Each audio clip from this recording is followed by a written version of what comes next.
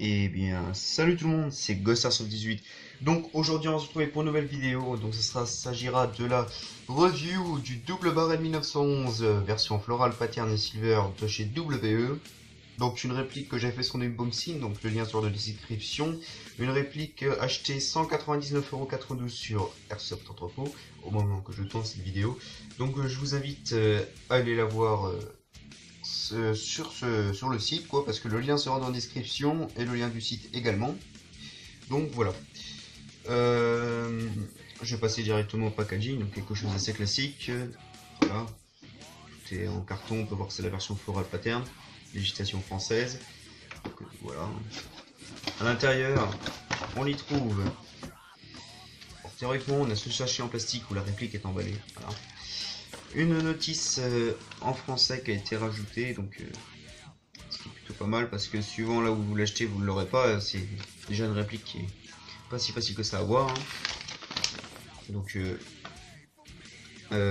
MEU, type MEU LKPA de 1911. Donc on peut voir que c'est tout ce qui est classique pour l'utilisation, démontage de la culasse, etc. Donc ce qui est plutôt pas mal, hein. Ça permet d'expliquer comment utiliser sa réplique en 2 pages, puis les règles de sécurité basiques. On peut noter également que c'est une notice compatible pour WLS, Cachiworks et WG. Une réplique d'ailleurs déploie une énergie de 1,2 joules. D'ailleurs la réplique, je vais vous mettre une petite image, arrive avec 2 étiquettes collées dessus. Voilà. Donc ensuite, votre réplique sera calée dans du plastique lisse, dur, thermoformé. Voilà. Rouge sanguin. Donc votre réplique sera logée ici et votre chargeur ici. Avec, il est livré une petite clé Allen avec une petite tête. Voilà, si on peut voir qu'elle est assez vraiment cool. Donc j'ai essayé de voir sur les notices et tout. Je vois pas l'utilisation même sur la réplique. Il n'y a pas d'emplacement justement pour BTR et tout ça. Donc c'est vraiment bizarre. Ensuite, quand vous allez soulever votre stick, hop, c'est pas fini. On va y trouver alors une petite vue éclatée fournie par le constructeur propre à la réplique. Donc c'est vraiment une vue éclatée léger, hein. C'est surtout pour le démontage. Donc on peut voir vraiment qu'on a 2 types 1911 vraiment collés ensemble. Ce qui est plutôt pas mal, hein. On peut voir vraiment que c'est d'où le prix aussi qui est un petit peu élevé, mais bon, si on calcule 2 Flora Pattern 1911 simples additionnés ensemble, ça coûte plus cher que de l'acheter directement comme ça. Donc on peut voir des écritures asiatiques et en anglais. Donc voilà. Une réplique qui est d'ailleurs disponible, j'ai oublié de le préciser, en noir, en silver, donc en version chromée et en pattern. Donc le floral pattern est d'ailleurs silver également, mais en silver brossé. Donc voilà, on va voir ça plus en détail après. Donc une notice, voilà, en asiatique, en anglais, de 1911 classique de chez WE. Donc on peut se repérer avec les images et tout ça, mais la notice qui est fournie en français suffit largement à l'utiliser, quoi. Il n'y a pas vraiment de détails si importants dans la notice étrangère. Donc voilà, pour ce qu'il s'agit du packaging. Donc voici maintenant l'heure de la réplique. Donc on peut voir qu'elle est assez massive. Voilà. Donc je vais passer directement aux caractéristiques. Donc une réplique avec un poids de 1346 grammes, donc 1 kg 346 grammes, pour un diamètre interne de canon de 6,05 avec une longueur de 113 mm. Et aussi la longueur de la réplique fait 200 mm pour une puissance de 300 fps fonctionnant au gaz, une version full metal, donc là il s'agira que d'aluminium, voilà, full metal et blowback. Donc ce qui est plutôt relativement pas mal. Donc voilà, donc, je vous fais une petite mise au point sur tout ça pour qu'on puisse mieux voir ces petits détails, petits cravages. Voilà, donc là on est dans le délire floral pattern. Donc il existe un Glock 17 également en 1911 classique, donc c'est-à-dire un simple comme ça en floral pattern. Donc on a remarqué également que les motifs sont les mêmes exactement comme le simple. Donc, on peut voir par rapport aux plaquettes et tout ça. Voilà, donc là ces deux parties là, c'est vraiment deux bases de 1911 floral pattern. assemblé. Il a vraiment la culasse qui est vraiment faite pour le double.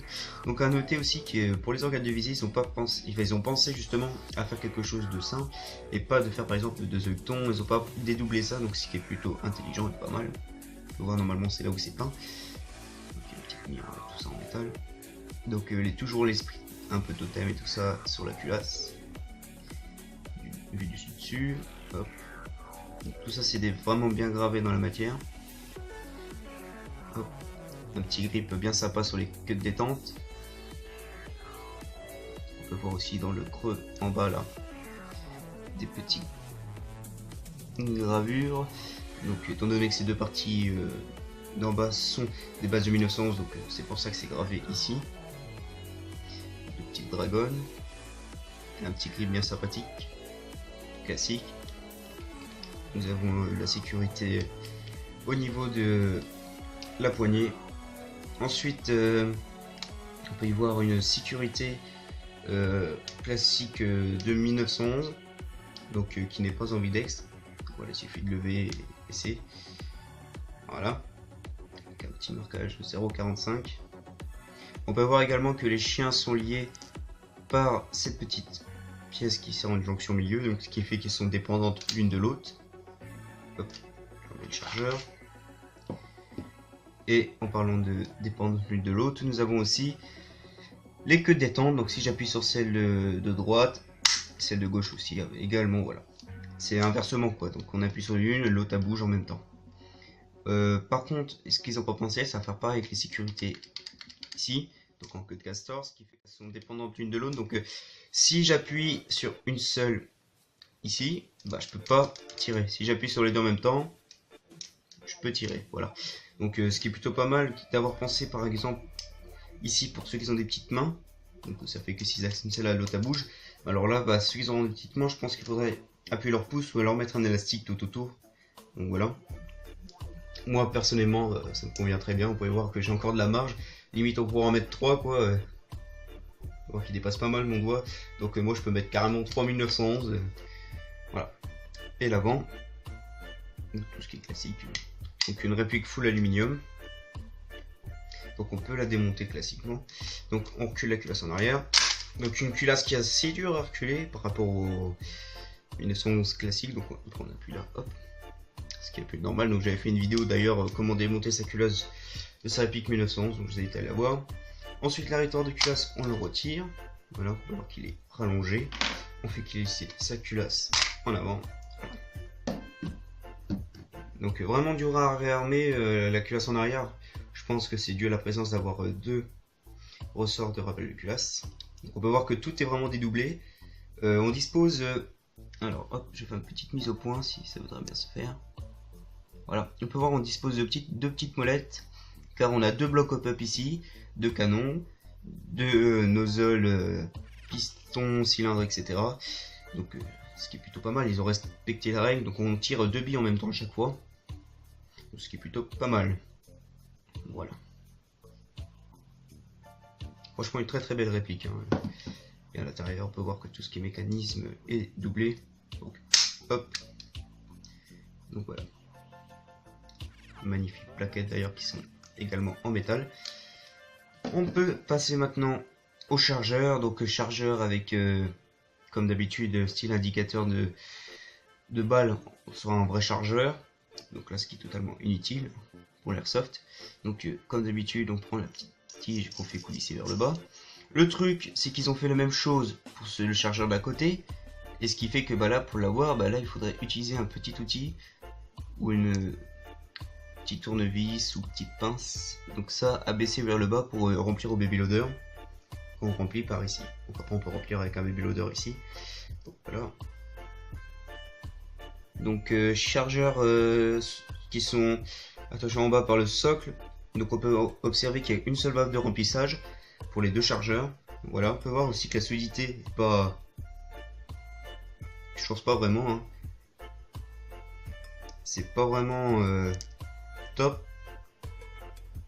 Donc j'ai entendu parler sur des forums comme quoi que la réplique, au lieu de racheter des chargeurs comme ça à une quarantaine d'euros, vous achetez deux chargeurs simples, individuels, de 1911 classique WE, et ça ça fonctionne très très bien, hein. Même un seul chargeur, ça fonctionne moins bien quoi, mais ça fonctionne très bien. Donc voilà, ça c'est ce qu'il fournit avec, donc un chargeur type silver. Donc on peut voir la différence entre le silver et encore c'est pas vraiment un silver quoi, parce qu'on n'est pas vraiment sur du chrome, que là on est sur du chrome brossé en fait, ce qui fait un effet inox, voilà, ce qui rend pas dégueu, hein, ce qui fait un peu foncé. On peut voir aussi que c'est toujours plus foncé autour des marquages et tout ça, des gravages. Donc voilà, remontage classique, je prends ma culasse, je positionne en face des rails, je fais glisser en arrière, tac, hop, j'arme. C'est assez violent quand même parce qu'il faut forcer un coup sec. Hop. Faut noter aussi que j'ai remarqué, donc là on risque, ouais, on va le voir. Regardez bien ici, vous pouvez voir que cette partie là est plus basse que celle de droite. En fait c'est que, étant donné qu'on a deux bas de pistolet, il doit y avoir sûrement du jeu avant que ça soit monté. Et le truc ça fait que les deux sont décalés, alors ça fait, en exagérant ça fait ça. Celle de gauche elle est plus basse que celle de haute. Et ça se voit partout en fait, tout autour. Bon c'est léger, c'est 1 mm, même pas, on est sur 0,5 mm, j'ai pas mesuré encore mais bon. Et je me demande si c'est pas ça qui fait que la culasse soit un peu beaucoup dure, enfin vraiment dure, parce que si elle se un peu en pente, vous voyez ce que je veux dire. Donc voilà, donc insération de chargeur classique. D'ailleurs le bouton d'éjection de chargeur il est ici, donc on appuie sur le côté, hop. Donc si on est debout, hein, le chargeur tombe, là. Pour enclencher le chargeur, il faut, alors hop, petite mise au point, voilà, il faut ramer sa culasse. Donc je tiens là, voilà. Donc là j'ai pas de bille, donc la culasse reste en bloqué en arrière. D'ailleurs en parlant de ça, ce qui fait que la culasse reste en arrière parce qu'on a plus de billes, fonctionne que avec le chargeur de gauche. En gros, c'est à dire que si vous avez plus de billes dans le chargeur de gauche, pardon, la culasse va rester bloquée en arrière. Mais si vous reste par exemple quelques billes dans celui-là de droite, et ben la culasse restera quand même bloquée en arrière parce que c'est celui-là de gauche qui aura plus de billes. Voilà. Donc c'est un peu dommage quoi. Donc après, bah,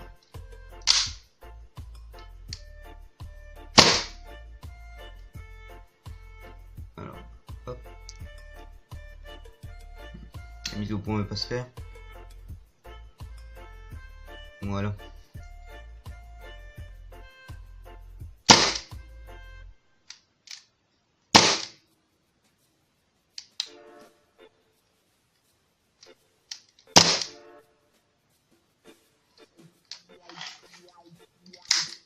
Donc voilà.